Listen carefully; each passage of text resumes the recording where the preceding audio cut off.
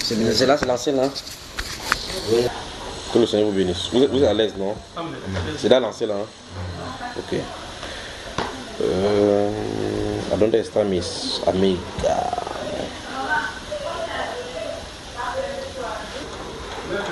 Vous avez bien dormi? Ça va? Oui. Comment va Pierrette? Ça va bien. Voilà. Ah.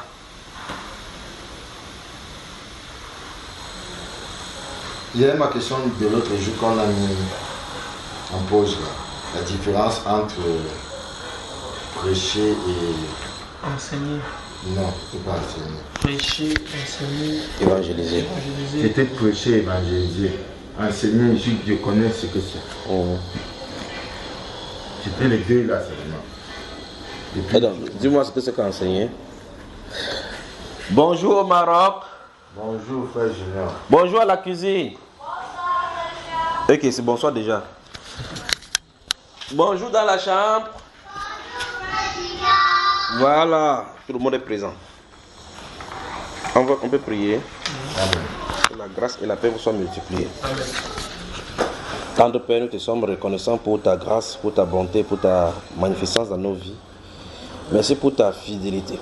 Seigneur, alors que le rideau s'est fermé au Dieu de gloire pour notre séjour ici au Maroc, j'ai prié au Dieu de gloire que tu nous conduises durant ce moment, ces derniers moments que nous passons en ta présence. Et je sais au Dieu de gloire que c'est nous qui quittons ta présence ici au Maroc.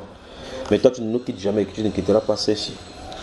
Merci Père de gloire pour ta parole. Merci pour ton esprit. Merci pour ta direction. Que ton nom soit élevé. Nous soumettons au Dieu de gloire tout ce qui se passera ici aujourd'hui entre tes mains. Soumettons nos cœurs, le cœur de tous ceux qui viendront encore aujourd'hui et ce qui va se passer. Nous te remercions pour ta grâce que tu déverses en ces lieux. Au nom de Jésus-Christ de Nazareth. Amen. Amen. Première question. Oui, tu as dit que tu connais la différence entre... Il demandait la différence entre... Oui, tu as dit que tu connaissais la différence entre... Tu sais que ça non, il était en train de dire que... Après, il a confondu, il a cru que c'était enseigner. Je disais que non. Enseigner, je sais déjà ce que enseigner. Moi, ma question était de savoir quelle est la différence entre évangéliser et prêcher. Toi, tu connais la différence entre évangéliser et enseigner? Justement, je connais je connais enseigner. C'est quoi donc enseigner? Voilà. Enseigner. Comment on parle? Si on regarde enseigner, c'est faire connaître, apprendre quelque chose à quelqu'un. Tu apprends quelque chose à quelqu'un dont il ne connaît pas. Comment on voit par exemple, si on lit par exemple Matthieu chapitre 5, la façon dont Jésus est en train d'enseigner à ses disciples. Un peu là-bas.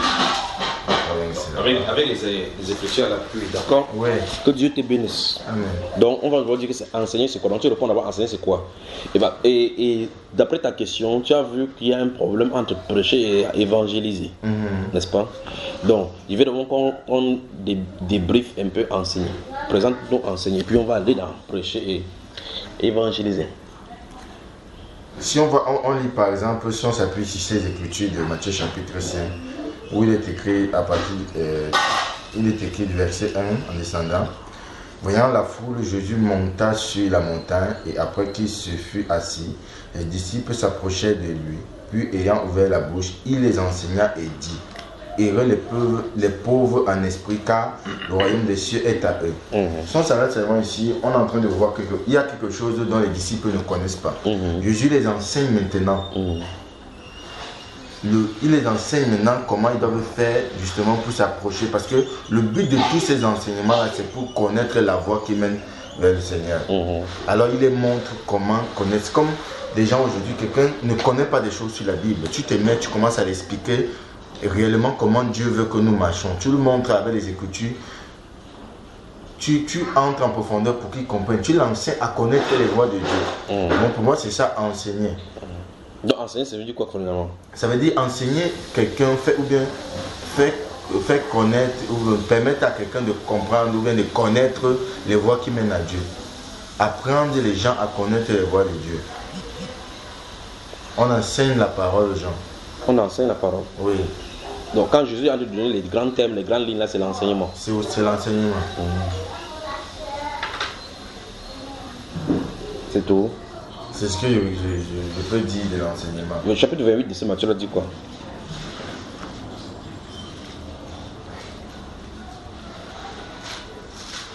Chapitre 28. Mhm. À partir du verset 11, non? Non, chapitre 28. Ok, lis donc jusqu'au verset.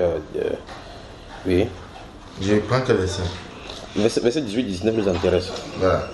Il dit, Jésus s'étant approché, leur parla ainsi, tout pouvoir m'a été donné dans le ciel et sur la terre.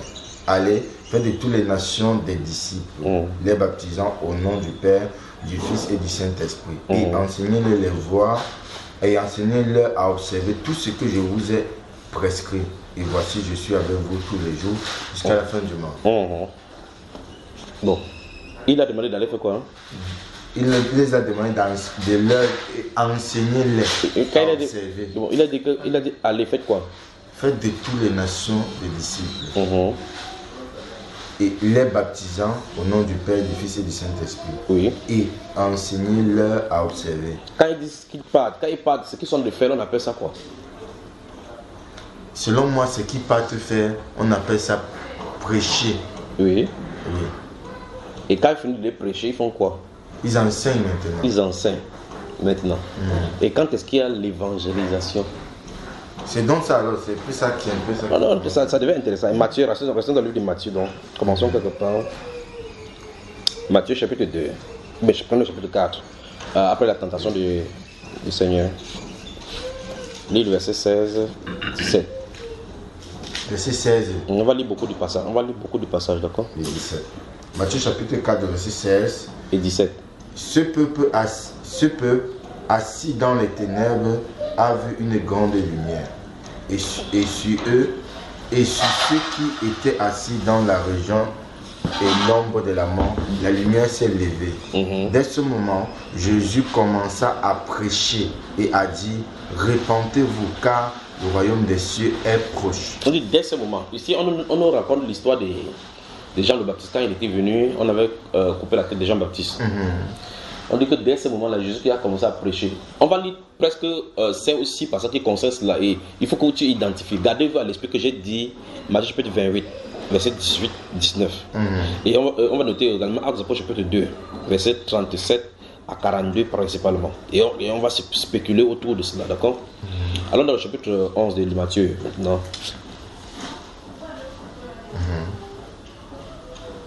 Vous y êtes? Oui.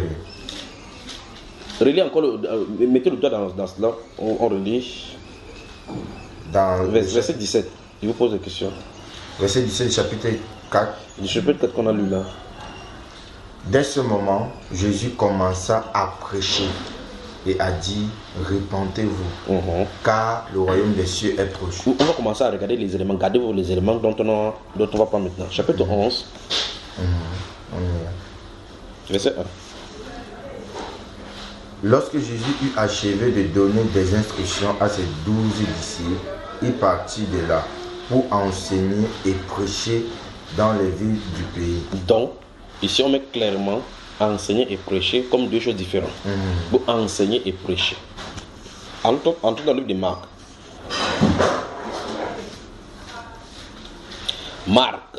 Marcos, chapitre 1.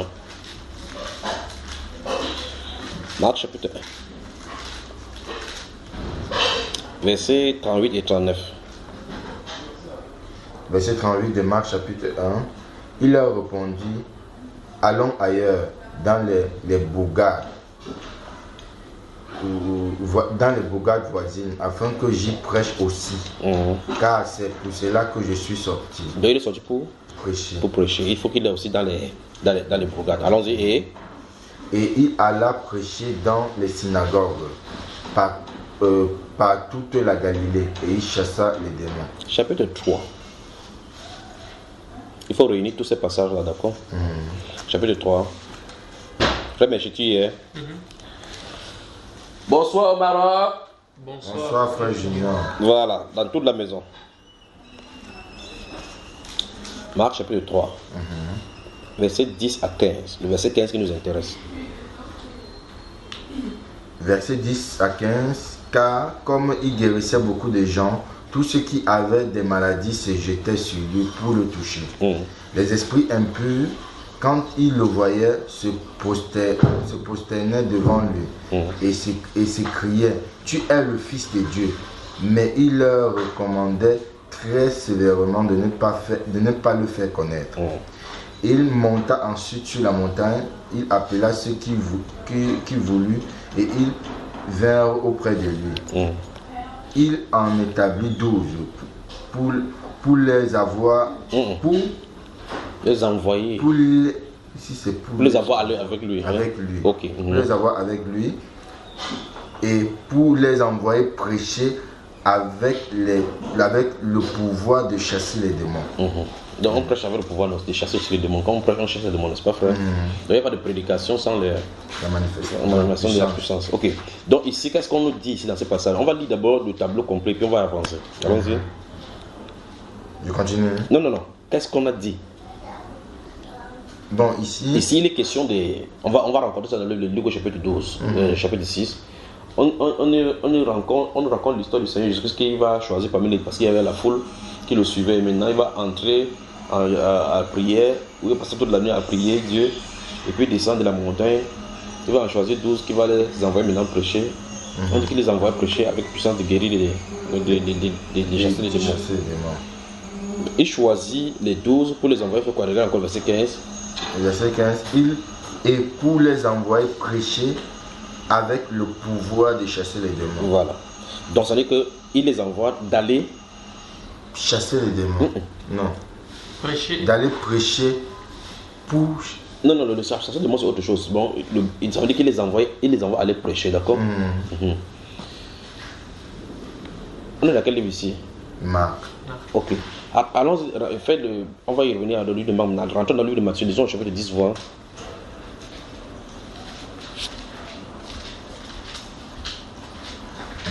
Verset 4 à 8. Chapitre 10, verset 4 à 8.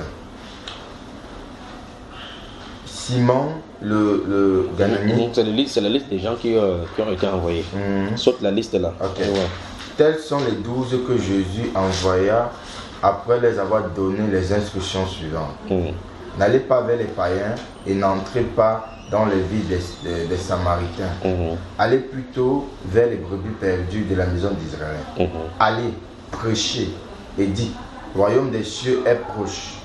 Guérissez les malades, ressuscitez les morts. Voilà. Donc en fait, je voulais venir ici pour voir effectivement que c'est le même envoi et on voit clairement que le même envoi est là-bas. Voilà. Rentrons maintenant dans le livre de Marc. Donc il a dit les 12 qu'il les a envoyés avec le pouvoir de guérir d'un seul. Il a dit allez, prêchez et dites. Alors c'est bon là. Chapitre 6 de Marc. C'est la même chose, donc ce qu'on a de lire dans Marc, c'est la même chose qu'on vient de lire dans le livre de Matthieu, chapitre 6, chapitre 10 là maintenant. Lisons les versets 9 à 12 de Marc, chapitre 6. Versets 9 à 12.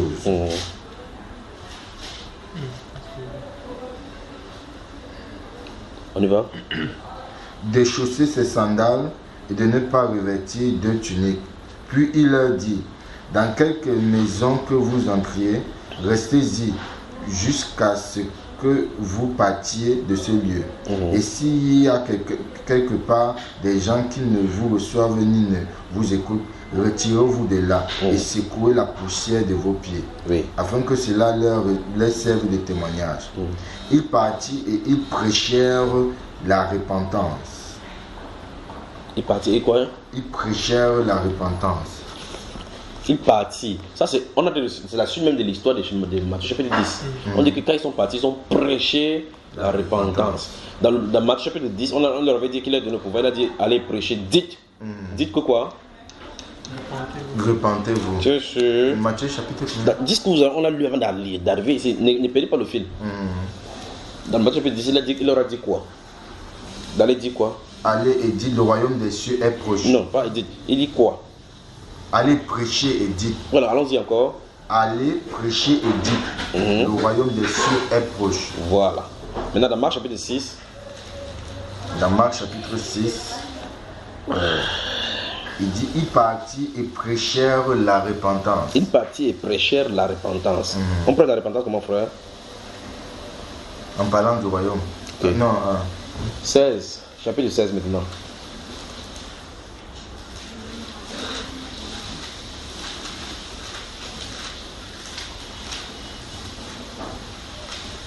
oui. Ok. Maintenant, dans ce Matthieu chapitre 16, si on prend à partir du verset 15, ça sera intéressant. De 15 jusqu'au verset 20, mais c'est le verset 20 que nous retrouvons encore ces mêmes mots-là, d'accord? Allons-y. Verset 15. Puis il leur dit, allez par tout le monde et prêchez la bonne nouvelle. Stop. De prêcher, La bonne nouvelle. entourer bonne nouvelle.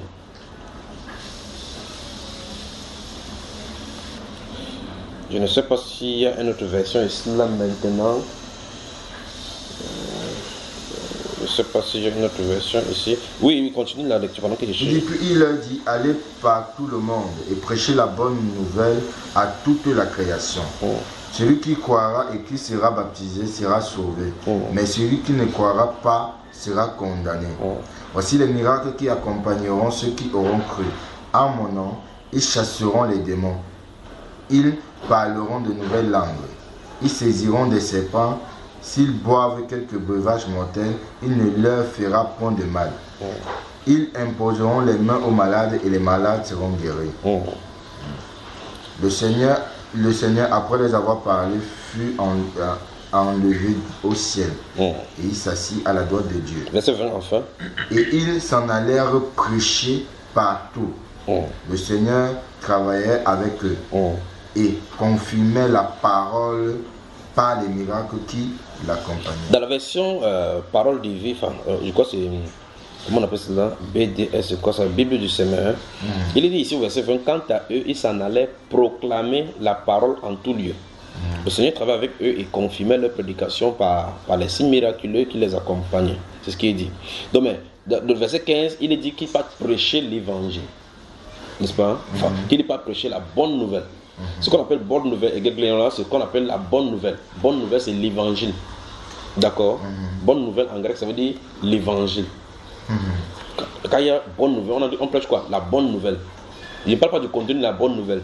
Ce qu'il apporte, ce qu'il vient prêcher, on appelle ça la bonne nouvelle. Et cette bonne nouvelle, c'est ce qu'on appelle l'évangile. D'accord? Rentrons dans le livre de Marc. C'est quel livre ici? Marc. Chapitre 1.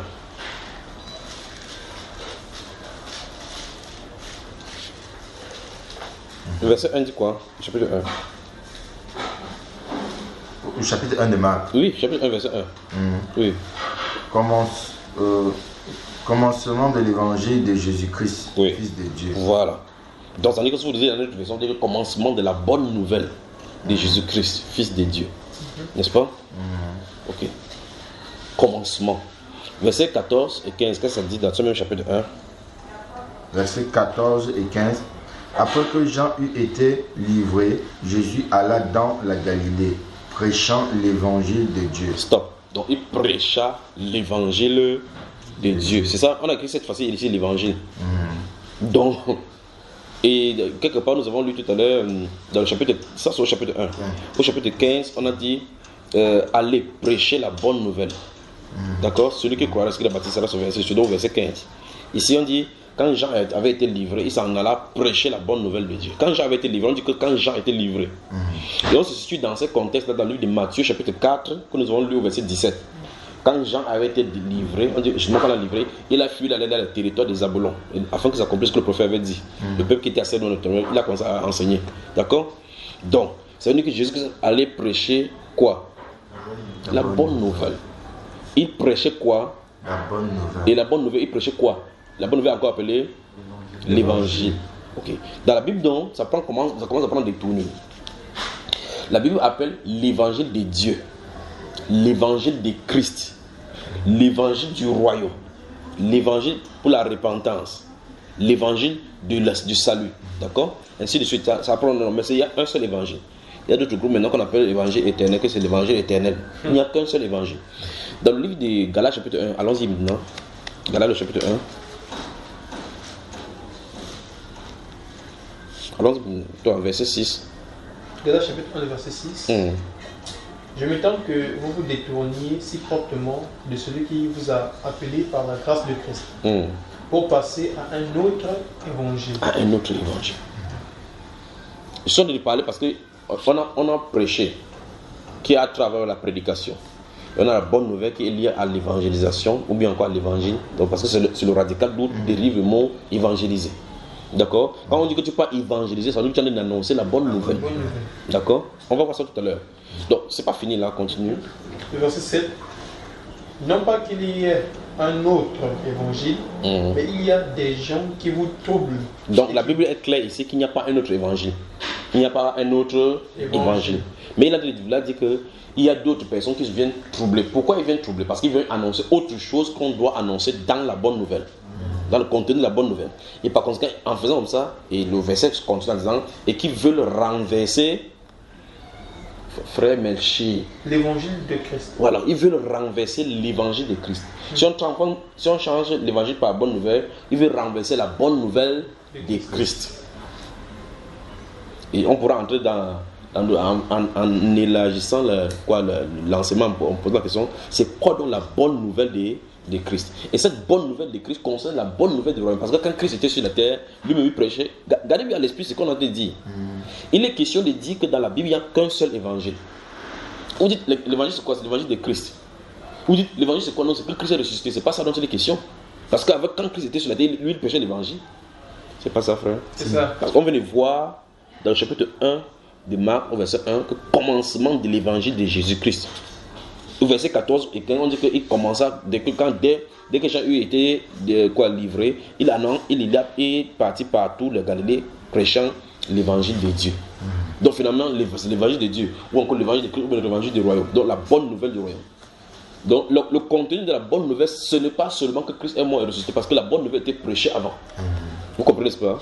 Dans le livre des Hébreux, chapitre 4, faisons un bond là-bas avant de revenir rapidement là. Comment on va sentir là? Quoi qu'il va falloir que j'abrège ça rapidement, sinon on va même tourner. Hébreux chapitre 4, lisons à partir du verset 1. Craignons donc, tandis que la promesse d'entrer dans son repos subsiste. Si je parle comme ça, est-ce que ceux-ci vont entendre? Oui. Craignons donc, tandis que la promesse d'entrer dans son repos subsiste encore. Oui. Qu'aucun de vous ne paraisse être venu trop tard. Oui. Car cette bonne nouvelle nous a été annoncée aussi bien qu'à eux. La Bible est claire que la bonne nouvelle qu'on a prêchée maintenant, parce que là, on a parlé de ceux qui étaient sous Moïse, qui ne sont pas entrés. Nous sommes d'accord là, non, frère? On dit qu'ils ne sont pas entrés parce que Josué ne leur a pas fait entrer dans le repos. Parce que s'il les avait fait entrer dans le repos, Dieu ne parlerait pas encore de notre jour de repos. Et on dit que cette bonne nouvelle, donc, si vous entendez maintenant, l'heure a été aussi prêchée. Donc vous comprenez que les types de Christ étaient annoncés dans les Écritures. Absolument. On appelle donc ça la bonne nouvelle. Autrement dit, on pourrait dire avec le langage du Nouveau Testament que l'évangile a été prêché dans le désert. Pas frère? Ok. Donc c'est pour ça que vous allez voir les expressions évangile, bonne nouvelle dans les Saintes Écritures, ce sont les mots interchangeables. Et quand on parle donc quand il dit repentez-vous, le royaume de Dieu est proche, il a d'annoncer le problème parce que la bonne nouvelle concerne justement le royaume là. Amen. Comme la bonne nouvelle concerne le royaume de Dieu qui a de venir, voici une bonne nouvelle à vous annoncer, c'est que le royaume de Dieu s'approche donc vers l'homme. Et donc, vous tournez donc, et donc, ce royaume là, comment faire pour y entrer, dit le chemin, repentez-vous parce que vous croyez au Seigneur Jésus pour y entrer. Voilà le contenu simplifié de la bonne nouvelle. La bonne nouvelle, c'est pas que Christ est mort à la croix. C'est pas ça. Ça, tout le monde le sait. Hein? Parce qu'en réalité, Christ Jésus était sur la terre, la bonne nouvelle était prêchée. Vous comprenez? Avant qu'il n'y va à la croix, la bonne nouvelle était prêchée. La bonne nouvelle, c'était qu'en réalité, le royaume de Dieu va prendre possession de tout ce royaume système. La bonne nouvelle est contenue dans le songe où Daniel va voir la statuette là qui va frapper le qui va se tourner. Vous voyez? Vous connaissez l'histoire de la statuette.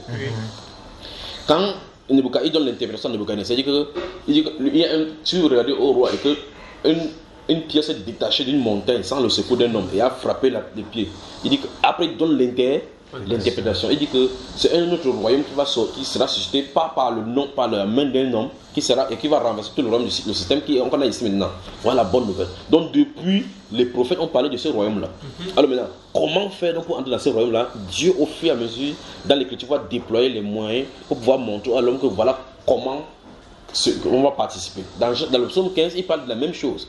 Qui est-ce qui montera sur la montagne de l'éternel? Qui est-ce qui demeurera dans sa sainteté? Il dit que celui qui ne lit pas sa vie, son âme au mensonge, qui ne fait pas ses voix, qui ne lit pas son âme, qui ne joue pas pour tromper, ainsi de suite. Donc, il dit que qui va séjourner dans sa montagne. la montagne. Donc, dans ces royaumes, qui va habiter dans ces royaumes? Voici le style de vie. Il parle de la sanctification. Donc, dans le livre de Psaume chapitre 15, il parle de la sanctification. Or, sans la sanctification, on ne peut pas entrer là-dedans. Je ne sais pas si vous comprenez. Alors, donc, au fur et à mesure dans les Écritures, la bonne nouvelle est prêchée. Donc, quand vous voyez effectivement quelqu'un dit que le Nouveau Testament, en réalité, il y a un problème. En réalité, il y a un problème. C'est une nouvelle alliance. Parce que Dieu avait dit qu'il avait fait une nouvelle alliance avec eux. Maintenant, si on prend dans les Saintes Écritures, donc on commence à voir donc que les mots prédication et évangéliser sont les mots qui arrivent à un moment donné, ce sont les synonymes. Parce qu'en prêchant, tu as envie d'annoncer la bonne nouvelle. Et dans la prédication, donc, ce n'est pas seulement dans la bonne nouvelle qu'on annonce. Parce que dans la prédication, on enseigne les choses concernant le royaume pour amener les gens dans l'évangile du royaume. Tu vois le problème, tu vois la différence? Ok, regardez bien. Allez prêcher et dites le royaume de Dieu est devenu devant vous. Tu vois cela? Prêchez et dites le royaume de Dieu est venu vers vous. Dites repentez-vous. Dans votre prédication, dites repentez-vous. En tout cas, on va continuer dans le livre de Luc maintenant. Que Dieu est béni. Et merci pour cette question-là, d'accord, frère? Si on pouvait prendre vraiment un temps. Mais il faut un peu aller doucement. Il faut qu'il y ait doucement, n'est-ce pas? Ok, je vais aller doucement. Si il parle doucement, c'est trop long. Non, pas que tu parles ralenti. Parce que là, tu viens de dire quelque chose, mais tu as été rapide. Ok, donc en tout cas, on va voir ça quand on va commencer à prêcher. Donc, je t'en ai parlé, il t'en a parlé de lorsque je vais, parce qu'on m'a envoyé. Remarquons donc dans Matthieu chapitre 28, il dit allez, faites de toutes les nations les disciples. Tu vois cela? Allez, faites. Comment est-ce qu'on fait les disciples? En les prêchant la repentance, qui croient, ils sont disciples, en les baptisant. D'accord? Par la suite, maintenant, on leur enseigne. Mais le problème, c'est que tu vois effectivement que Jésus-Christ enseignait dans la synagogue. Disons, on dit ça dans les Saintes Écritures. Paul enseignait dans la synagogue, et qu'à l'issue de son enseignement, les gens sortaient, d'autres croyaient. Donc, dans son enseignement portait essentiellement à leur faire comprendre quelque chose, mais dans cette compréhension de la chose, il est annoncé la bonne nouvelle. Donc, tu vois effectivement que selon le contexte et selon les personnages, ou encore les auditeurs qui nous écoutent, là, ça peut être l'enseignement, la prédication ou l'évangélisation. C'est pour ça que je dis que toutes les fois que nous allons lire les prédications, faites des prêcher là. Faites l'effort de saisir et de cerner à qui en a de prêcher. Parce que tu ne peux pas prêcher à un chrétien. Ça n'a pas de sens. Vous comprenez, n'est-ce pas? On ne prêche pas aux chrétiens. C'est pas ça, frère? Mais on est arrivé au niveau. Parce que la prédication de la croix a pour but de ramener les gens. Parce que ceux qui ont cru, on les enseigne. Parce qu'on enseigne pour édifier, pour les personnes. C'est pour ça qu'il dit, gardez-vous à l'esprit de Actes chapitre 2. Parce qu'à Actes chapitre 2, on voit effectivement cela. Quand les gens, quand ils vont recevoir le Saint-Esprit, ils vont commencer à tout tituber là. Et que Pierre va se lever, il va ouvrir la bouche, il va commencer à parler. D'accord? Maintenant, notez que Actes chapitre 10. Actes chapitre 10. On va y revenir. Rapidement, parce que quand ça coule, il faut que ça coule. Dans Actes chapitre 2, donc, remarquez, il n'y a pas de demande d'ouvrir, je suis en train de vous l'expliquer parce qu'on va y revenir. Dans Actes chapitre 2, il est question, quand les gens se moquaient de remarquez bien que la foule qui est là, ce sont les Juifs, qui sont de toutes les nationalités. Et puis, Pierre se lève au milieu de la foule à partir du verset 14, vous lisez le verset 14, il commence à dire ces gens ce ne sont pas ivres comme vous le supposez, c'est ici que s'accomplit ce qu'a dit Joël le prophète, pas vrai? Maintenant, il commence à citer les Écritures. La Bible déclare verset 13 que les gens eurent le cœur vivement touché. Il dit, on frère, que ferons-nous? Il dit, repentez-vous, vous voyez, le message de repentance est en place. Vous voyez ce n'est-ce pas? La Bible déclare verset, repentez-vous, que chacun de vous soit baptisé au nom du Seigneur Jésus-Christ pour le pardon de vos péchés, et vous recevrez. Car la promesse est pour vos enfants, pour tous ceux qui sont loin, en aussi grand nombre que le Seigneur Dieu les appellera. Et par plusieurs autres paroles, il les conjurait, il les exhortait, il les conjurait en disant, sauvez-vous de cette génération perverse. Ceux qui acceptaient sa parole furent baptisés. Et en ce jour, le nombre de disciples. Vous avez vu cela? Toutes les paroles qu'il fait là, c'est pour faire le disciple. Vous voyez? Dès qu'ils se baptisent, donc ils sont maintenant disciples. Il dit, et en ce jour, le nombre de disciples augmentait d'environ 3000 hommes. Maintenant, on dit, il persévérait dans l'enseignement des apôtres. Absolument. Il persévérait dans l'enseignement des apôtres. Donc on te prêche pour que tu deviennes disciple. Quand tu deviens disciple, on t'enseigne. Et toutes les autres choses, maintenant on peut t'encourager, on peut t'exhorter. Encourager, ça veut dire exhorter. D'accord? On peut aussi encourager ceux qui ne sont pas des disciples. Parce que là-bas, on voit clairement comment Pierre exhortait que je vous encourage à avancer. Quelqu'un dit que et si j'avance maintenant, comment ma famille va faire? On le pousse à bout jusqu'à ce qu'on l'aide dans sa foi, comme quelqu'un qui se lève, on essaie de le tenir pour qu'il puisse faire un pas. D'accord, frère? Luc, le chapitre 9. Ah non. Regardons, il faut qu'on finisse. Alors, au chapitre 10 des livres des Actes des Apôtres, ouvrons cela.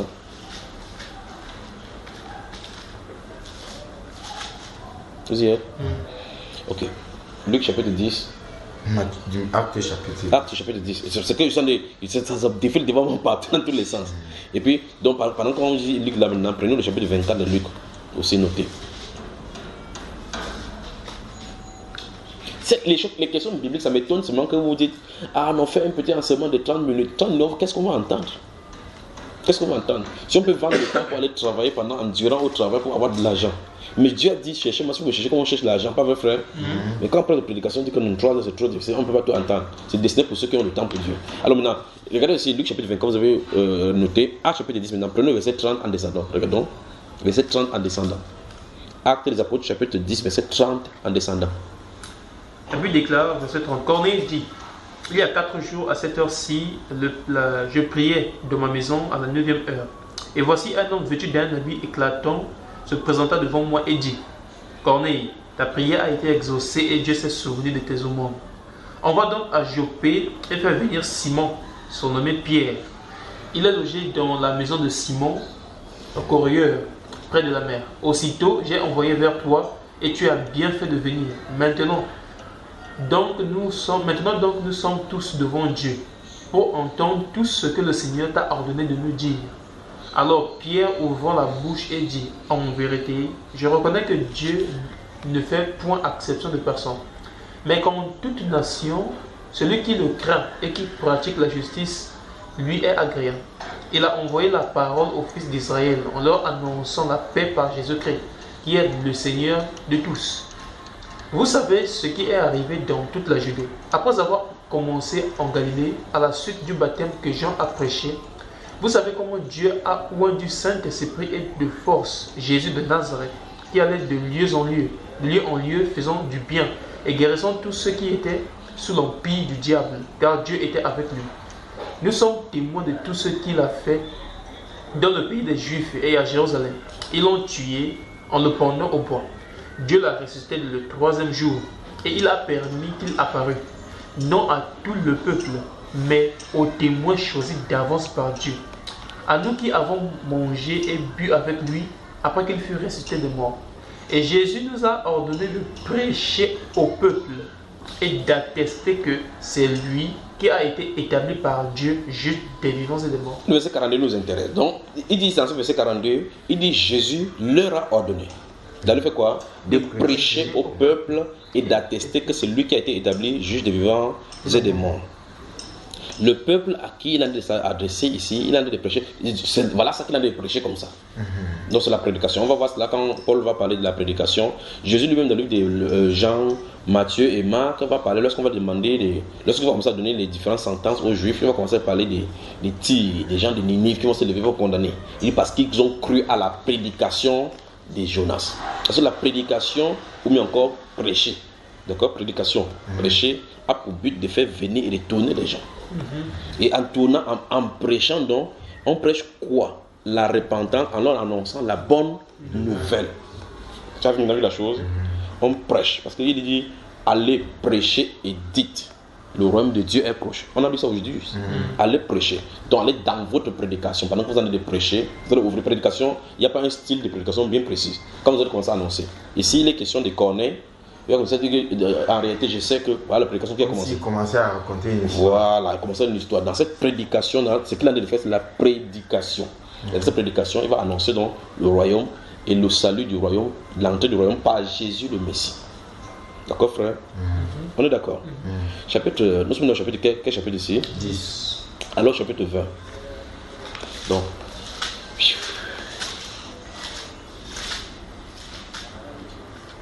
le verset 20 seulement. Le verset? Le verset 20 du chapitre 20 des Apôtres.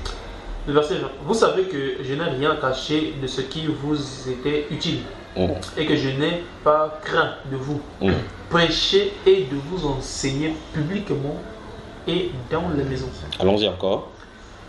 Vous savez que je n'ai rien caché de ce qui vous a été utile et que je n'ai pas craint de vous prêcher et de vous enseigner publiquement et dans les maisons. Voilà, donc publiquement, il prêchait et il est enseigné. Il prêchait. Dans le livre de Jean au chapitre 12, lorsqu'on parle de la gloire du Seigneur dont Isaïe avait vu, Jean parle en citant Ésaïe, en rentrant dans le livre d'Ésaïe, chapitre 52 et 53, parce que le chapitre 52 et 53 qui sont connexés commence à dire qui a cru à notre Seigneur. À notre Seigneur. Vous allez tuer. Chapitre 12, verset 38 de Jean. Mais quand vous lisez aujourd'hui en avançant, c'est déjà fini dans la tête. Chapitre 12. Des gens. Verset 32. Verset 38, qui a dit 32 38. 38, qu'est-ce que ça dit? Afin que s'accomplisse la parole que Isaïe le prophète a prononcée, Seigneur, qui a cru à notre prédication. Donc ça dit qu'ils ont prêché, ils s'étonnent que les gens n'ont pas Cru. cru. Tu as vu ce que c'est, n'est-ce pas? Ok. Maintenant, allons dans le livre de Romains. Romains chapitre 10.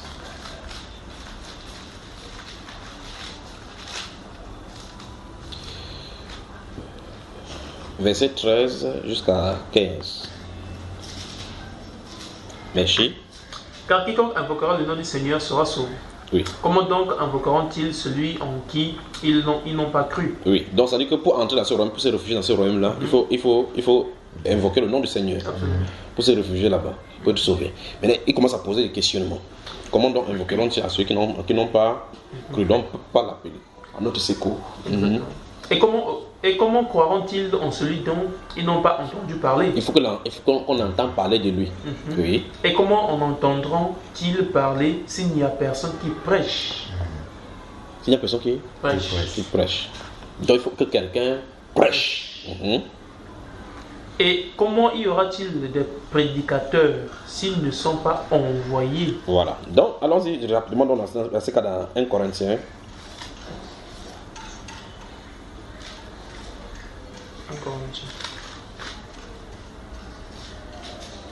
Chapitre 1, verset 18. Verset 18 à 21. Car la prédication de la croix est une folie pour ceux qui périssent. Mais pour nous qui sommes sauvés, elle est une puissance de Dieu. On voit clairement que si on fait à mesure, on a l'étau se resserre autour du mot prédication, mieux prêcher. Donc la prédication a pour but de pousser les gens à la repentance. Le but, d'après ce qu'on a lu dans le livre de Romains 10, ici, il est question de faire que les gens entendent certaines choses pour les réveiller. Dans ce que Paul, l'apôtre, a dit dans le chapitre 20 des Actes des Apôtres, on a vu clairement qu'il a prêché publiquement, ça a réveillé les gens, il les a enseignés maintenant. Par la suite, avant cela, nous avons vu Actes des Apôtres, chapitre 10, où Jésus, Pierre l'apôtre dit clairement que Christ a attesté et leur a dit de prêcher que c'est lui qui a été attesté. Et on doit prêcher que c'est lui l'ultime assaut pour pouvoir entrer dans le royaume. Et en faisant comme ça, les gens vont se réveiller. Ici, donc, Paul dit au verset 18, ici, là, que quand la prédication de la croix, donc de ce qui s'est passé à la croix, c'est pas quand on va venir présenter la croix comme le catholique comme ça, que la croix ou la croix, c'est pas ça des questions. C'est-à-dire que le message de la mort, la résurrection du Seigneur Jésus-Christ est une folie pour ceux qui périssent. Mais pour ceux qui sont sauvés, c'est une puissance de Dieu. Quand c'est une puissance de Dieu, ça se pose donc, il dit pour le salut de quiconque croit. Donc ça veut dire que le but ultime, le nerf de la guerre pour le royaume, c'est la croix. C'est ce qui s'est passé à la croix. Donc ça veut dire que la mort et la résurrection du Seigneur Jésus-Christ, c'est le tournant pour entrer dans le royaume. Donc tout ce que Christ, le Seigneur disait par rapport à son royaume dans l'Ancien Testament, tournez autour de la croix pour pouvoir entrer. Parce que donc finalement, votre royaume sera détruit. Vous êtes sur la terre, vous êtes mal barré. Vous avez le péché sur la terre, il faut vivre dans la sainteté. Il y a un royaume saint qui est arrivé. Comment donc pour y parvenir? Dieu donne la solution. D'accord? Dans le chapitre, tu as lu jusqu'au verset 21? Non, pas encore. Allons-y. Le verset 19. Aussi est-il écrit, je détruirai la sagesse des sages. Oui. Et j'anéantirai l'intelligence des intelligents. Oui. Où est le sage, où est le scribe, où est le disputeur de ce siècle? Oui. Dieu n'a-t-il pas confondu de folie la sagesse du monde? Car puisque le monde avec sa sagesse n'a point connu Dieu, donc la sagesse de Dieu, il a plu à Dieu de sauver les croyants par la folie de la prédication. Donc ça veut dire que le prêcher a pour but de sauver les gens. Donc, finalement le mot est sorti là. Prêcher a pour but de Sauver. Et en prêchant pour sauver les gens, on apporte ainsi la bonne nouvelle. Et je crois que c'est clair, tout cela c'est clair. Ok, avançons. Au chapitre 2, verset 4, il va dire, et ma parole et ma prédication ne reposaient sur pas. Des discours persuasifs.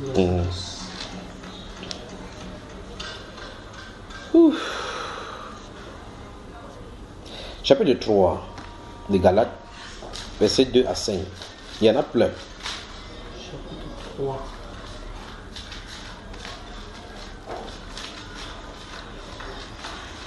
Voici seulement ce que je veux apprendre de vous. Est-ce par les œuvres de la loi que vous avez reçu l'Esprit ou par la prédication de la foi? Verset 5, il dit, celui qui vous accorde l'Esprit et qui opère des miracles parmi vous, le fait-il donc par les œuvres de la loi ou par la prédication de la foi? Parce qu'on a prêché concernant que vous devez croire par la foi. Et si on va dans le livre des... Le frère n'a pas encore trouvé là-bas. Allons dans Philippiens chapitre 4. Philippiens. On y va. Après, on va lire dans le livre des Thessaloniciens. Dans Philippiens chapitre 4, lis le verset 15, mon cher. Verset 15, il est écrit, vous le savez vous-même, Philippiens, au commencement de la prédication de l'évangile, lorsque je partis de la Macédoine, aucune église n'entra en compte avec moi. Pour ce qu'elle donnait et recevait. Donc, vous le savez vous-même, Philippiens, au commencement de la prédication. Quoi? C'est ce qui est écrit de la prédication de l'évangile. Prédication de l'évangile. Donc, en prêchant, on prêche la bonne nouvelle. Voilà. Chapitre 2 de 1 Thessaloniciens. Chapitre 2 de 1 Thessaloniciens. Vous y êtes? Verset 3. Car notre prédication ne repose ni sur l'erreur, ni sur des motifs impurs, ni sur la fraude. Donc, ce qu'il prêche là, ce n'est pas l'erreur. Timothée maintenant, rapidement, 1 Timothée. Chapitre 2. Verset 7. La Bible déclare, et pour lequel j'ai été établi prédicateur et apôtre. Je dis la vérité et je ne mens pas. Chargé d'instruire les païens dans la foi et la vérité. Donc, ça veut dire qu'en ce moment de païens, il doit instruire les païens dans la foi et la vérité pour qu'ils viennent au salut, d'accord? Chapitre 5 maintenant.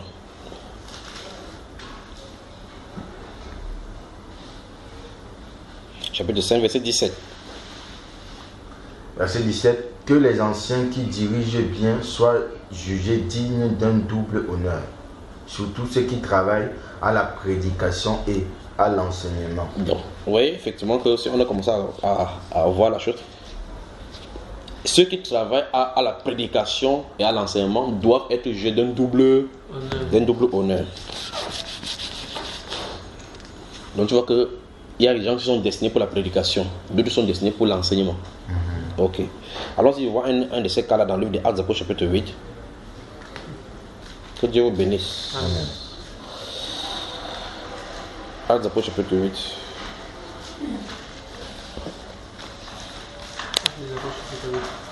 Lisons à partir du verset 1 doucement jusqu'à ce qu'il dise stop. Actes des Apôtres, chapitre 8. à partir du verset 1. Saul avait approuvé le meurtre d'Étienne. Il y eut ce jour-là une grande persécution contre l'église de Jérusalem. Et tous, excepté les apôtres, se dispersèrent dans les contrées de la Judée et de la Samarie. Des hommes pieux ensevelirent Étienne et le pleurèrent à grand bruit. Saul, de son côté, ravageait l'église, pénétrant dans les maisons et en arrachait hommes et femmes et les faisait jeter en prison. Ceux qui avaient été dispersés allaient de lieu en lieu, annonçant la bonne nouvelle de la parole. Philippe, étant descendu dans la ville de Samarie, il prêcha le Christ. Les foules tout entières étaient attentives à ce que disait Philippe, lorsqu'elles apprirent et virent les miracles qu'il faisait. Car des esprits impurs sortirent de plusieurs démoniaques, en poussant de grands cris, et beaucoup de paralytiques et de boiteux furent guéris. Et il y eut une grande joie dans cette ville. Il y avait auparavant dans la ville un homme nommé Simon, et qui se donnant pour un personnage important exerçait la magie et provoquait l'étonnement du peuple de la Samarie. Tous, depuis le plus petit jusqu'au plus grand, l'écoutaient attentivement et disaient: celui-ci est la puissance de Dieu, celle qui s'appelle la Grande. Ils l'écoutaient attentivement parce qu'il les avait longtemps étonnés par ses actes de magie. Mais Quand il eut cru à Philippe, il leur annonçait la bonne nouvelle du royaume de Dieu. Stoppons d'abord là-bas, on commence à voir. Au verset 4 en haut, il est dit quoi? Ceux qui avaient été dispersés allaient de lieu en lieu annonçant la bonne nouvelle de la parole.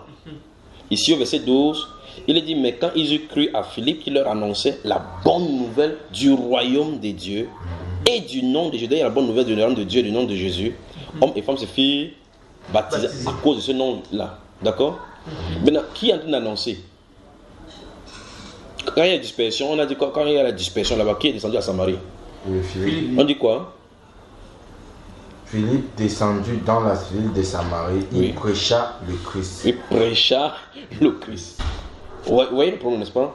Quand vous lisez, ne sautez pas, ou bien encore, soyez attentifs. Il descend, il prêcha le Christ. Maintenant, au chapitre 21, on va l'appeler chez Philippe l'évangéliste. Chez Philippe, si on enlève le mot Philippe, enfin le mot évangéliste, on va l'appeler avec son travail, on dit quoi? Philippe, prédicateur. Ou bien encore Philippe, celui qui annonce la bonne nouvelle. Voilà. Continuons ici, c'est pas fini. Verset 13 maintenant. Verset 13. Simon lui-même crut et après avoir été baptisé, il ne quittait plus Philippe. Et il voyait avec étonnement les miracles et les grands prodiges qui s'opéraient. Verset 14. Les apôtres qui étaient à Jérusalem, ayant appris que la Samarie avait reçu la parole de Dieu, y envoyèrent Pierre et Jean. Ceux-ci arrivés chez les Samaritains prièrent pour eux, afin qu'ils reçussent le Saint-Esprit, car ils n'étaient encore descendus sur aucun d'eux. Ils avaient seulement été baptisés au nom du Seigneur Jésus. Alors Pierre et Jean leur imposèrent les mains et ils reçurent le Saint-Esprit. Lorsque Simon vit que le Saint-Esprit était donné par l'imposition des mains des apôtres, il leur offrit de l'argent en disant, accordez-moi aussi ce pouvoir. C'est terrible. Afin que celui à qui j'imposerai les mains reçoive le Saint-Esprit. C'est terrible, hein? Mais Pierre lui dit, que ton argent périsse avec toi, puisque tu as cru que le don de Dieu s'acquérait à prix d'argent. Il n'y a pour toi ni part ni lot dans cette affaire, car ton cœur n'est pas droit devant Dieu. Réponds-toi donc de ta méchanceté et prie le Seigneur pour que la pensée de ton cœur te soit pardonnée, s'il est possible. C'est terrible, terrible. Donc vous voyez qu'on peut pécher un grand péché devant Dieu sans s'en rendre compte, en prononçant seulement ces paroles. Il dit s'il est possible que son cœur te pardonne de penser de ton cœur, c'est grave. Donc mélanger l'argent sur les choses de Dieu, moi il ne comprend pas où les gens se trouvent. Quand il a vu comme ça, il dit que non, prends l'argent. S'il disait seulement, est-ce que vous pouvez prier pour moi pour que je reçoive ce même don, ça devait être pour... Le problème ne peut pas être résolu là directement. Si. Il dit qu'il te donne l'argent. Pierre dit waouh. Donc ceci, il pouvait peut-être en voyant que Pierre et Jean font cette chose, dire mais le gars doit être riche, avec ce pouvoir, s'il peut dire ça. Tout le monde m'a dit distribuer ça, les gens me donnent 10 000, mais il y a combien de la population, c'est combien? Pourtant ils ont prié pour donner aux autres sans que les autres... Et il a dit de voir. Le vrai problème c'est que ça montre clairement, et comme le Saint-Esprit discerne au travers de Pierre, l'apôtre ici, ça montre clairement qu'il veut utiliser le Saint-Esprit pour avoir de l'argent. Ça c'est vrai. Allez, continue mon frère. Le verset 23. Car je vois que tu es dans un fiel amer et dans les liens de l'iniquité. Simon répondit, priez vous-même le Seigneur pour moi, afin qu'il ne m'arrive rien de ce que vous m'avez dit. Après avoir rendu témoignage à la parole du Seigneur et après l'avoir prêché. Après avoir prêché. Non, attends. Après avoir rendu témoignage à la parole du Seigneur. À la parole du Seigneur. Oui. Et après l'avoir prêché. Avoir prêché quoi? La parole du Seigneur, oui. Pierre et Jean retournèrent à Jérusalem en annonçant la bonne nouvelle dans plusieurs villages de Samaritains. C'est pas fini, il n'est pas devenu fini, mon frère. En faisant quoi? En annonçant la bonne nouvelle dans plusieurs villages de Samaritains. Oui. Un ange du Seigneur s'adressant à Philippe lui dit, lève-toi et va du côté du midi sur le chemin qui descend de Jérusalem à Gaza, celui qui est désert. Il se leva et partit, et voici, un Éthiopien, un eunuque, ministre de Candace, reine d'Éthiopie, et surintendant de tous ses trésors, venu à Jérusalem pour adorer. S'en retournait assis sur son char et lisait le prophète Isaïe. L'Esprit dit à Philippe, avance et approche-toi de ce char. Philippe accourut et entendit l'Éthiopien qui lisait le prophète Ésaïe et lui dit: comprends-tu ce que tu lis? Il répondit: comment? Il dit: comment le pourrais-je si quelqu'un ne me guide? Et il invita Philippe à monter et à s'asseoir avec lui. Le passage de l'écriture qu'il lisait était celui-ci: il a été mené comme une brebis à la boucherie, et comme un agneau muet devant celui qui le tend. Il n'a point ouvert la bouche. Dans son humiliation, son jugement a été levé, et sa postérité qui la dépeindra, car sa vie a été retranchée de la terre. L'eunuque dit à Philippe: je te prie, de qui le prophète parle-t-il ainsi? Est-ce de lui-même ou de quelqu'un autre? De quelqu'un autre. Alors Philippe, ouvrant la bouche et commençant par ce passage, lui annonçant la bonne nouvelle de Jésus. La bonne nouvelle de Jésus. Oui. Comme ils continuaient leur chemin, ils rencontrèrent de l'eau. Et l'eunuque dit: voici de l'eau. Qu'est-ce qui empêche que je sois baptisé? Philippe dit: si tu crois de tout ton cœur, cela est possible. L'eunuque répondit: je crois que Jésus-Christ est le Fils de Dieu. Il fit arrêter le char. Philippe et l'eunuque descendirent tous deux dans l'eau. Et Philippe baptisa l'eunuque. Quand ils furent sortis de l'eau, l'Esprit du Seigneur enveloppa Philippe. Enleva Philippe, oui. Et l'eunuque Écoutez ne bien. vit plus. Oui, écoutez. Tandis que, joyeux, il poursuivait sa route. Oui. Philippe se trouva dans Azote, Écoutez. d'où il alla jusqu'à Césarée, Oui. en évangélisant toutes les villes par lesquelles il passait. Souligne. C'est là où chapitre 8 des Actes des Apôtres se trouve. C'est fini, c'est terminé, n'est-ce pas? Exactement. Le dernier verset du chapitre 8. Il fit arrêter le char. Oui. Et l'eunuque descendit, tous deux dans l'eau. Dans l'eau. Philippe l'a baptisé. Il l'a baptisé. Et après, pap, il a disparu. C'est ça que je veux parler. La disparition était comment? C'était que j'avais disparu. Disparition, comme tu entends comme ça, quelqu'un qui est à côté de toi, tu le vois qu'il n'est plus là. C'est le Nouveau Testament. et ça l'enlève comme ça, ça le met quelque part d'autre. Il continue à marcher, Il sait. C'est notre royaume là-bas. La vie chrétienne, c'est une vie surnaturelle. L'une des fois, si nous abordions ici, on a lu le livre des Éphésiens.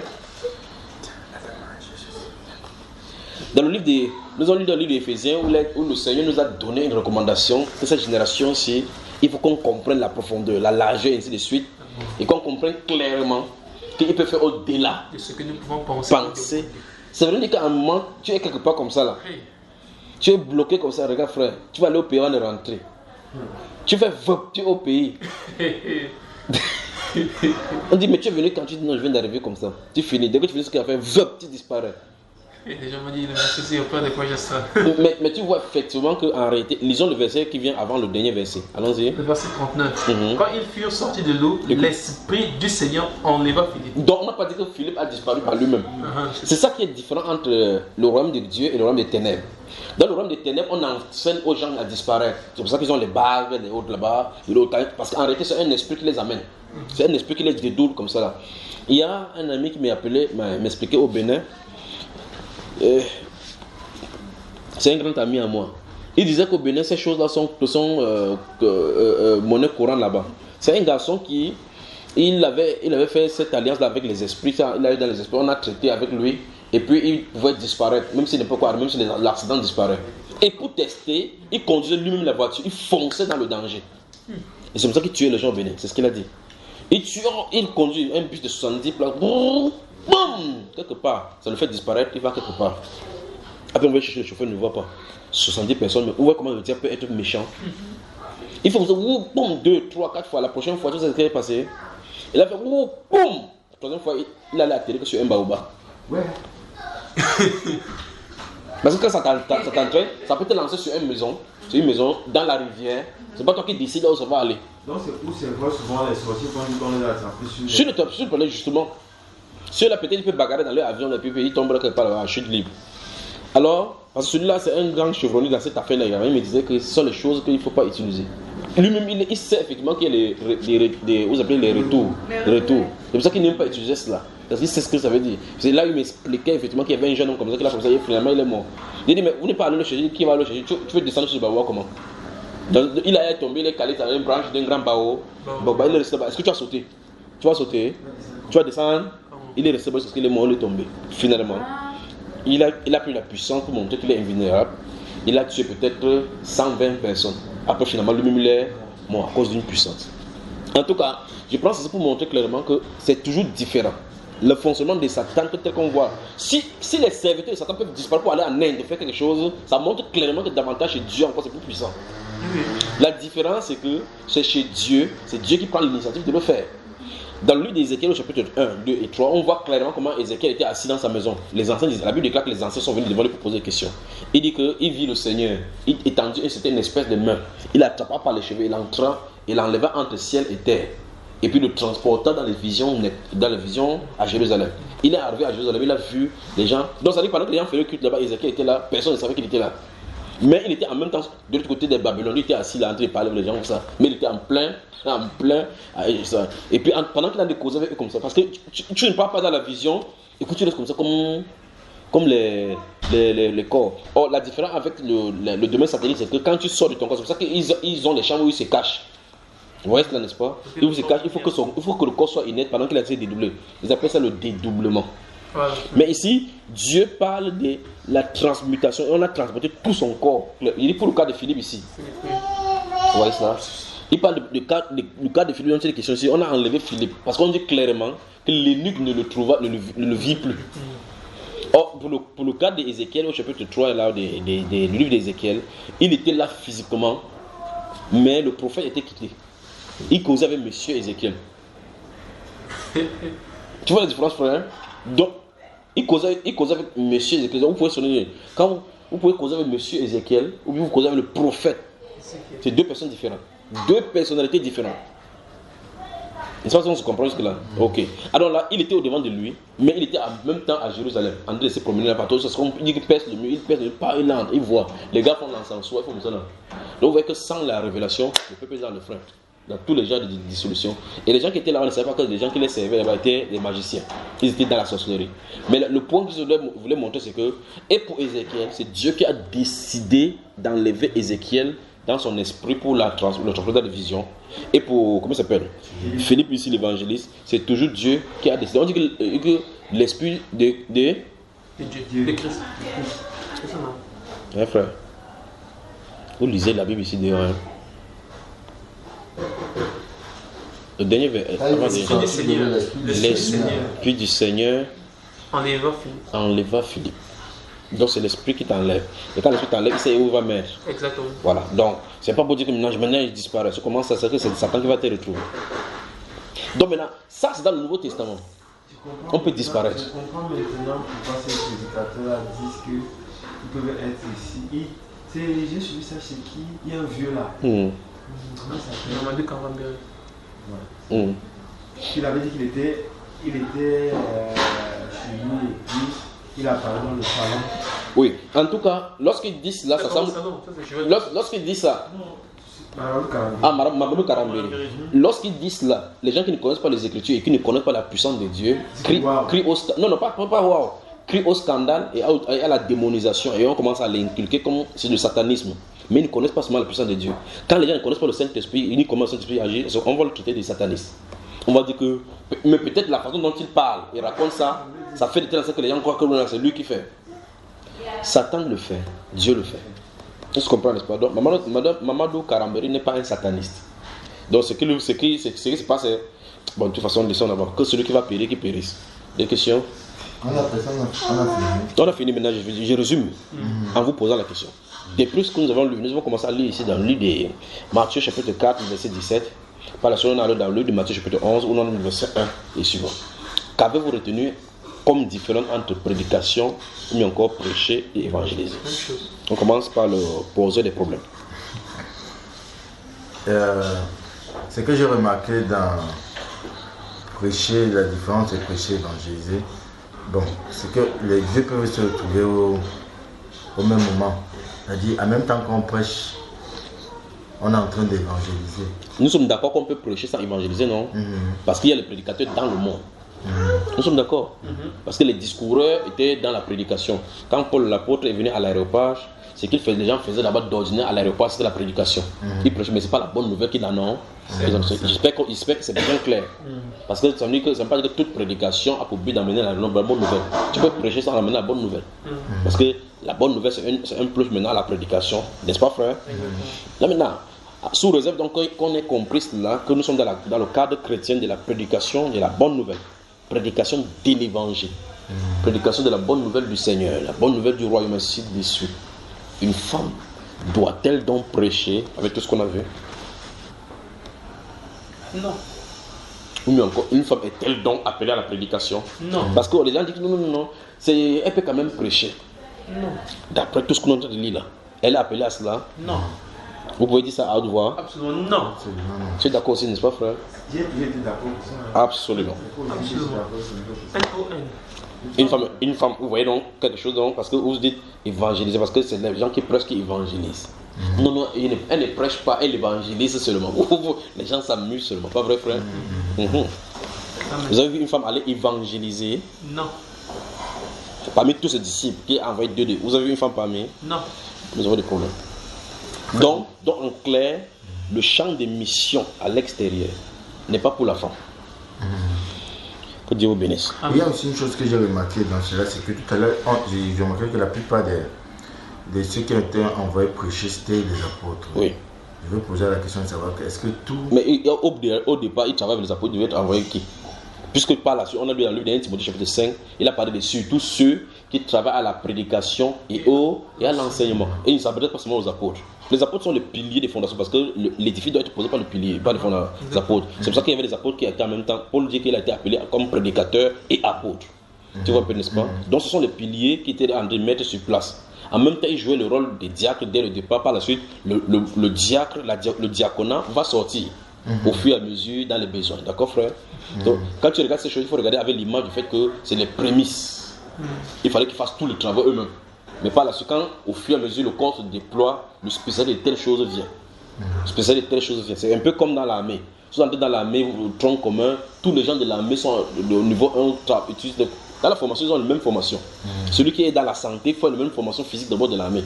Mais si dans le centre de blessure, s'il y a quelqu'un de blessure, on va maintenant dire que telle personne, il a fait la médecine, n'est-ce pas? Il vient maintenant pour faire ce qu'il a à faire. Mais au préalable, tous sont là. D'accord, frère?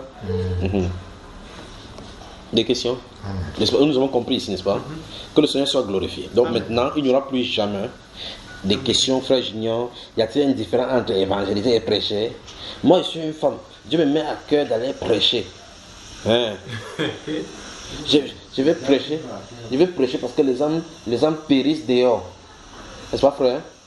Que les âmes périssent dehors. Ok, si les âmes périssent dehors, il dit que fuis le dehors, va dedans pour ne pas aussi périr dehors. N'est-ce pas, le frère? Exactement. Ok. Amen. Parce qu'il n'y a pas de prédicatrice là-dedans. Okay. Il n'y a pas les évangéliseuses dedans. Mais permettez-moi de lire un verset. Allons dans le psaume 68. Il y a un verset qui est intéressant. Et vous voulez fermer la Bible et puis ceci sort là. Dans le psaume 68. J'aime cela.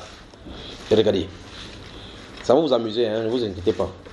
Ouvrez ça parce que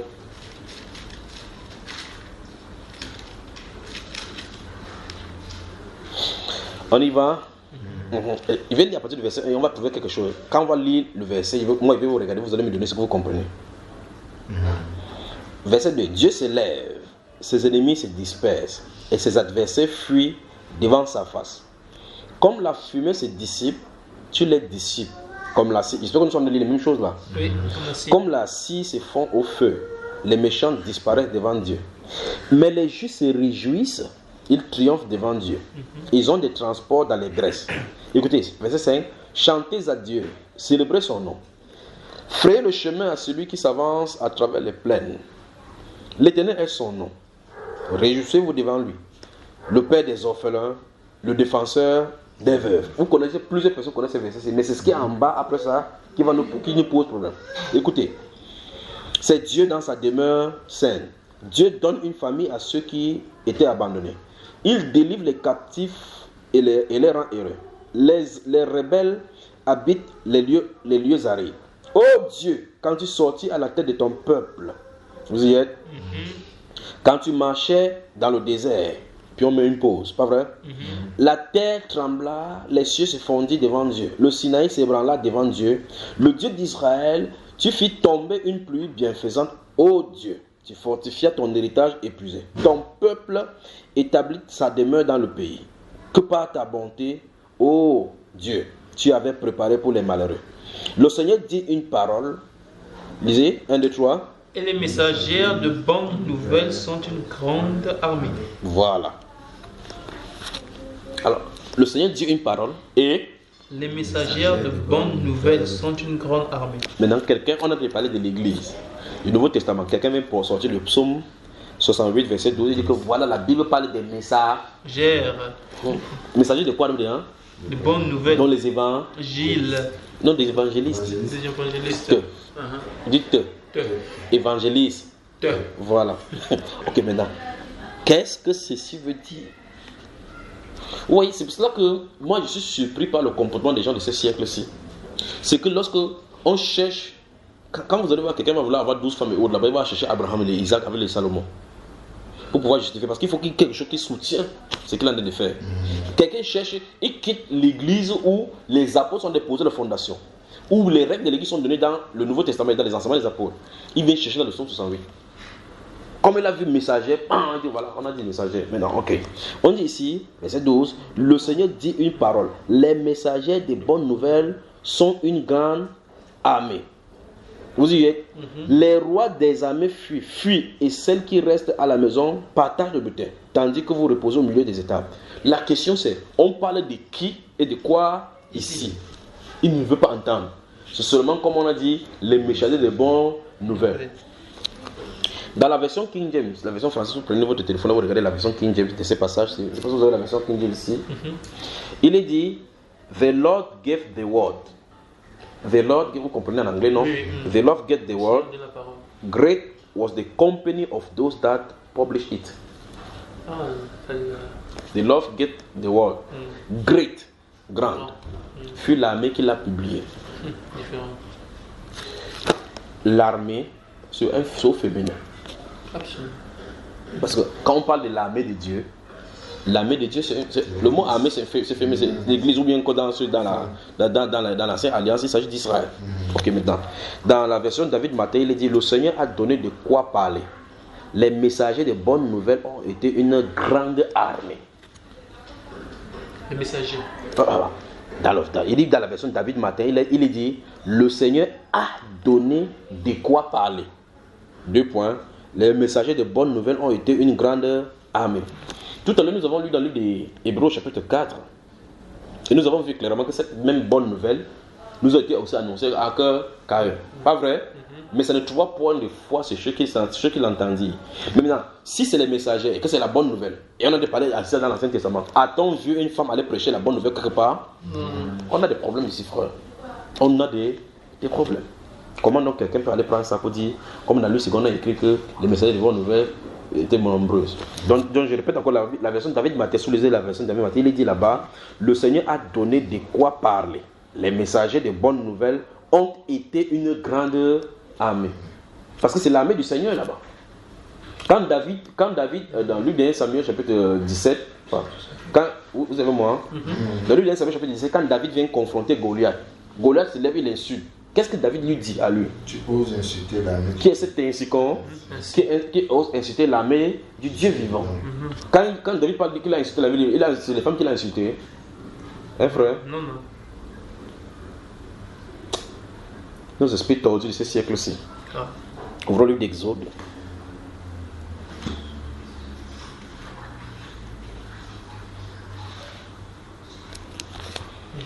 En tout cas, avant d'y aller, dans ces Psaumes 68, regardons le verset 26. Regardez le verset 26. Lis-moi, mon frère. Verset 26. En tête vont les chanteurs, oui. Ceux qui jouent des instruments. Oui. Au milieu des jeunes filles battant du tambourin. Oui. Bénissez Dieu dans les assemblées. Bénissez le Seigneur, descendant d'Israël. Et c'est dans ce chapitre-ci c'est dans ce chapitre 68, j'espère que je ne vais pas vite parce que ça, d'autres on a de prêcher chaque fois et quand on touche ces choses, c'est mieux de profiter pour en corriger quand il faut corriger. C'est dans ce psaume 68 qu'on va citer, que Paul l'apôtre va citer la prophétie. Ah mon Dieu!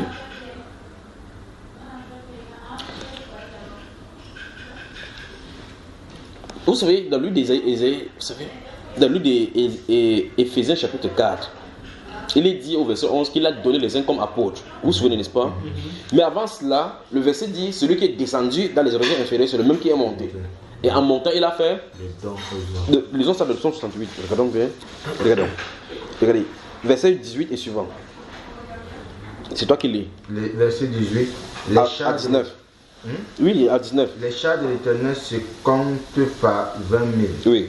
Par milliers et par milliers. Oui. Le Seigneur est au milieu d'eux. Oui. Le Sinaï est dans le sanctuaire. Vous voyez clairement qu'on a parlé du Seigneur Jésus-Christ ici. Allons-y, continuons.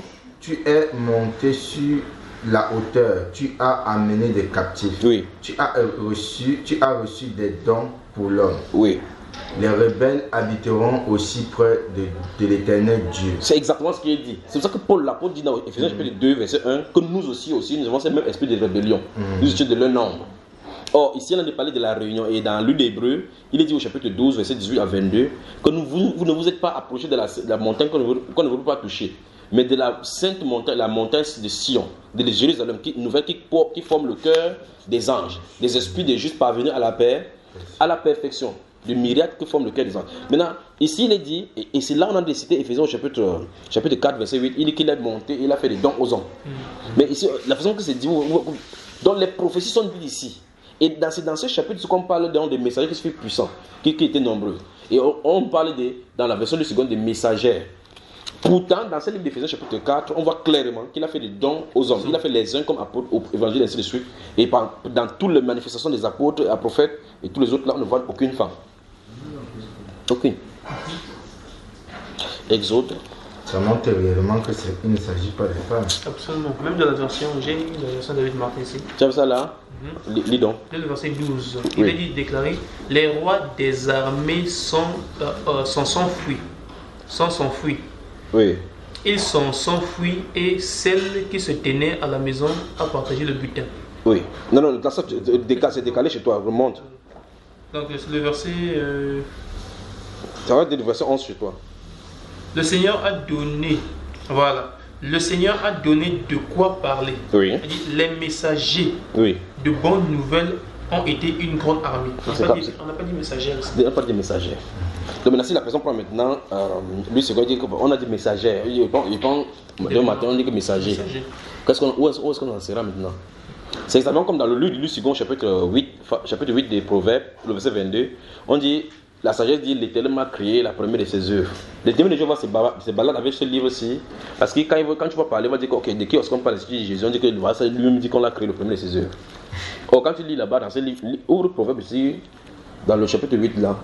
Entre-temps, toi, lis Proverbe chapitre 8 dans le second verset 22. Je vous montre quelque chose. Donc, vous voyez la chose. Moi, je vous quand même. Proverbe, le même passage. Donc, tu vas lire dans le second, lui va lire dans David Martin. Proverbe chapitre 8. Proverbe chapitre 8. Attends, il lit d'abord dans 8 secondes. Verset 22, mon cher. Proverbe chapitre 8, verset 22.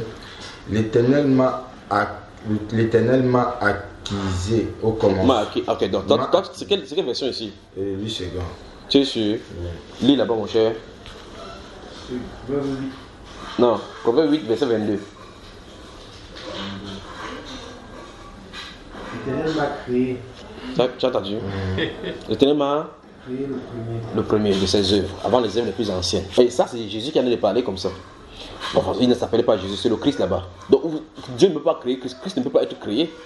Vous voyez? Maintenant, verset 12, verset ici 22. L'Éternel m'a possédé dès le commencement de sa voix. Parce que Dieu a toujours eu la sagesse. Même avant qu'il fît aucune de ses œuvres. Voilà. Donc, voilà les pronoms que nous avons. En tout cas, Exode chapitre 15. Donc, je vais voilà prendre comme ça pour les gens qui vont. Parce que nous parlons de prédicatrices de la bonne nouvelle, des prédicateurs de la bonne nouvelle. Que nous sommes arrivés au niveau de confirmer, de comprendre qu'il n'y a pas de femmes prédicatrices ni de femmes évangélistes, comme on dit voir. Quelqu'un pourra brandir Esaïe, Psaume chapitre 68, verset 12. 68. Vous y êtes? Amen. Exode chapitre 15. Exode Exode 15. chapitre 15. Nous allons lire les versets 20 et 21. 20 et 21. La Bible déclare, Marie, la prophétesse, sœur d'Aaron, prit à sa main un tambourin et toutes les femmes vinrent après elle avec des tambourins et en dansant. Oui. Marie répondait aux enfants d'Israël, chantez à l'Éternel, car il a fait éclater sa gloire. Il a précipité dans la mer le cheval et son cavalier. Voilà ce que la prophétesse faisait. Chapitre 18 de 1 Samuel, verset 6 et 7.